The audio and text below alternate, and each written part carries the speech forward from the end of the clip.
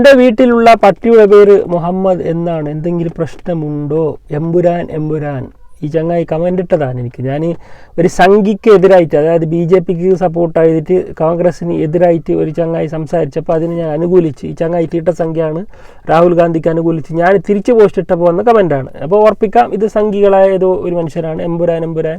അവൻ്റെ പ്രൊഫൈൽ ചെക്കുമ്പോൾ മൊത്തം ലോക്കാണ്, ഫോട്ടോ ഒന്നും ലൊക്കേഷൻ ഒന്നുമില്ല. കാരണം ഇത്തരം ആൾക്കാർക്ക് തന്നെ ഇങ്ങനെ പേരിടാനും പേടിക്കാനോ ഇങ്ങനത്തെ പേരിടാനും ഇത്തരം ചെറ്റത്തരം ചെയ്യാനും പറ്റുള്ളൂ. കാരണം അവർക്ക് മുഖം കാണിച്ചാൽ ചിലപ്പോൾ ഗൾഫ് കൺട്രിയിലാണെങ്കിൽ അവന് നോ എൻട്രി കിട്ടും. പിന്നെ മുഖം കാണിച്ചാൽ കയ്യോ കാലോ വെട്ടുന്ന ഒരു ഭയമുണ്ട്. പക്ഷെ ഞാൻ അതിനു വേണ്ടി വന്നതല്ല. അവൻ്റെ ചോദ്യത്തിന് ഉത്തരം ഞാൻ മാന്യമായിട്ട് തന്നെ കൊടുക്കാം. കാരണം അവൻ്റെ പട്ടിക്കാണ് മുഹമ്മദ് സല്ലല്ലാഹു അലൈഹി വസല്ലം, ഞങ്ങളങ്ങനെ പറയണം, നബി റസൂലുള്ളാഹിൻ്റെ പേര്, പട്ടിക്ക് പേരിട്ടെന്ന് പറഞ്ഞു അവന്. അപ്പോൾ ആ വീട്ടിൽ ഏക വാല്യൂ ഉള്ള ഒരു ജീവി പട്ടി, അല്ലെങ്കിൽ വാല്യൂ ആ മനുഷ്യനെക്കാട് പട്ടി തന്നെ. ഈ ചങ്ങായിക്ക് ഉമ്മ ഉണ്ടോ അല്ലെങ്കിൽ മുഖം ഉണ്ടോ എന്ന് നമുക്കറിയില്ല, മനുഷ്യനാണോ എന്ന് അറിയില്ല, കാരണം മുഖം കാണുന്നില്ല, എമ്പുരാനേ ഉള്ളൂ.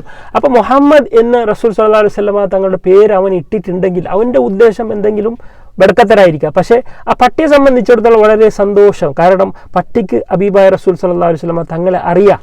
പക്ഷേ ഈ പട്ടിയുടെ പോലും വിവരമില്ലാത്ത ഈ ചങ്ങായിക്ക് അറിയില്ല. അതാണ് വ്യത്യാസം. കാരണം പട്ടിക്ക് വലഞ്ഞ പട്ടിക്ക് വെള്ളം കൊടുത്ത കാരണത്താൽ സ്വർഗമുണ്ടെന്ന് പഠിപ്പിച്ച റസൂലുള്ളാഹി സ്വല്ലല്ലാഹു അലൈഹി വസല്ലം തങ്ങൾ. പട്ടി ഒരിക്കലും ഒരു ചീത്ത അല്ലെങ്കിൽ പട്ടീനെ മാറ്റി നിർത്തേണ്ട ഒരു ജീവി എന്ന് ഇസ്ലാം പഠിപ്പിക്കുന്നില്ല. അതിന് നജസുണ്ട് ബാഹിൻ്റെ ഭാഗത്ത്, അല്ലാതെ അതിനെ കൊല്ലണം കല്ലെറിയണം അത് വെറും ബടക്ക് എന്ന് പറഞ്ഞിട്ട് ഇസ്ലാം പഠിപ്പിക്കുന്നില്ല. അപ്പോൾ അത് എല്ലാം മനുഷ്യന് മാത്രമല്ല, കല്ലും മൃഗങ്ങളൊക്കെ അള്ളാഹുവിന് സ്മരിച്ചുകൊണ്ടേയിരിക്കും. അതിൽ പട്ടിയും പൂച്ചയും എല്ലാം അള്ളാഹിനെ സ്മരിച്ചുകൊണ്ടിരിക്കുന്ന ജീവിയാണ്.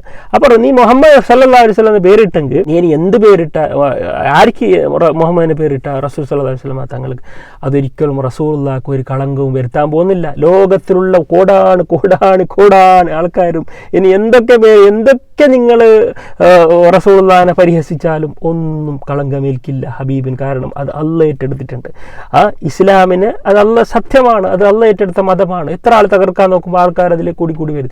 നിങ്ങളിങ്ങനെ തൂറിത്തോപ്പിക്കാൻ വേണ്ടി എത്ര കമൻറ്റ്, ഒരുപാട് എൻ്റെ ഇസ്ലാമികപരമായി ഒരുപാട് തൂറിയിട്ട് കമൻറ്റ് വരുന്നു. ഹബീബ റസൂൽ 6-ാം നൂറ്റാണ്ട്, ആയിഷാനെ 6-ാം വയസ്സ്, ഇതന്നെ പറഞ്ഞിട്ട് ഇവർക്ക് എന്ത് കിട്ടാനാണ്? ആ ഹബീബ റസൂൽ സല്ലല്ലാഹു അലൈഹി വസല്ലം തങ്ങൾ എന്ത് നിങ്ങൾക്ക് ദ്രോഹം ചെയ്തിട്ടുണ്ട്? നീ ഒരു മുസ്ലിം ആയാലും നീ ഒരു സംഘിയായാലും ഞങ്ങൾക്ക് എന്താണ് ആ റസൂൽ പഠിപ്പിച്ചത്? അവന് പട്ടിണി കിടക്കുമ്പോൾ നീ എനിക്ക് വേണ്ടി അള്ളാഹ്ക്ക് വേണ്ടി നിസ്കരിച്ചാൽ നീ നിസ്കാരം സ്വീകരിക്കൽ. ആദ്യം നീ അവിടുത്തുള്ള രാമന അല്ലെങ്കിൽ അബ്രഹാം ആർക്കെങ്കിലും അവന് നീ ഭക്ഷണം കൊടുക്കാതെ നീ വയറ് നിറച്ച് കഴിക്കാൻ പാടില്ല എന്ന് പഠിപ്പിച്ചിട്ടുണ്ട്. നിനക്ക് 3 സ്ത്രീകൾ പെണ്ണുങ്ങൾ മക്കളുണ്ടെങ്കിൽ അതിനെ നീ പോറ്റി വളർത്തിയാൽ നിനക്ക് സ്വർഗം ഉണ്ടെന്ന് പഠിപ്പിച്ചു. ഉമ്മാൻ്റെ കാലിൻ്റെ അടിയിലാണ് സ്വർഗം എന്ന് പഠിപ്പിച്ച്. ഒരു മനുഷ്യനെ ഉമ്മാനെ എന്ന് പറയുമ്പോൾ അങ്ങനെ എത്ര കാരുണ്യം മൃഗങ്ങളോട് കാരുണ്യം പഠിപ്പിച്ച റസൂലുള്ള. നിങ്ങൾ എന്താണ് ഈ റസൂലുള്ളാഹിനെ കളിയാക്കുന്നുകൊണ്ട് ഉദ്ദേശിക്കുന്നത്? ഇസ്ലാമിനെ തകർക്കുന്നുണ്ട് നിങ്ങൾക്ക് എന്താണ്? ഇസ്ലാം ആർക്കും ഒരു ദ്രോഹം റസൂലുള്ള ആരും ഒരു ദ്രോഹം ചെയ്തിട്ടില്ല. പഠിക്ക്. ആ പട്ടിക്കുള്ള വിവരം പോലും നിങ്ങൾക്ക് ഇല്ലാതായിപ്പോൾ. അതുകൊണ്ട് നിങ്ങളോട് ഞാൻ പറയുന്നത്, പഠിക്കുക. ഇങ്ങനെ പട്ടിക്ക് പേരിട്ടിട്ട് അല്ലെങ്കിൽ റസൂലുള്ളാഹിനെ കളിയാക്കിക്കൊണ്ട് ഒരു കോട്ടവും ദീനിനോ റസൂലുള്ളാഹിക്കോ തട്ടാൻ, അത് കൂടുതൽ വളരുന്നല്ലാതെ ഒരു കോട്ടവും തട്ടുന്നില്ല. അതുകൊണ്ട് ദയവ് ചെയ്ത് ഈ പരിഹാസവും ഈ കളിയാക്കലും കൊണ്ട് അത് നഷ്ടം വരുന്നത് നിങ്ങളെ നഷ്ടപ്പെടുത്തുകയാണ് ചെയ്യുന്നത്. മതത്തിനൊരു കോട്ടം വരുന്നില്ല. അതുകൊണ്ട് ഇൻഷാ അല്ലാഹ് ബുദ്ധിയുള്ളവർക്ക്, ചിന്തിക്കുന്നവർക്ക് അതിലൊരുപാട് ദൃഷ്ടാന്തങ്ങളുണ്ട്. ഇനി കുറച്ച് റസൂലുള്ളാഹിൻ്റെ ചരിത്രം പഠിച്ച് നിങ്ങൾ പോവുക ഇൻഷാ അല്ലാഹ്.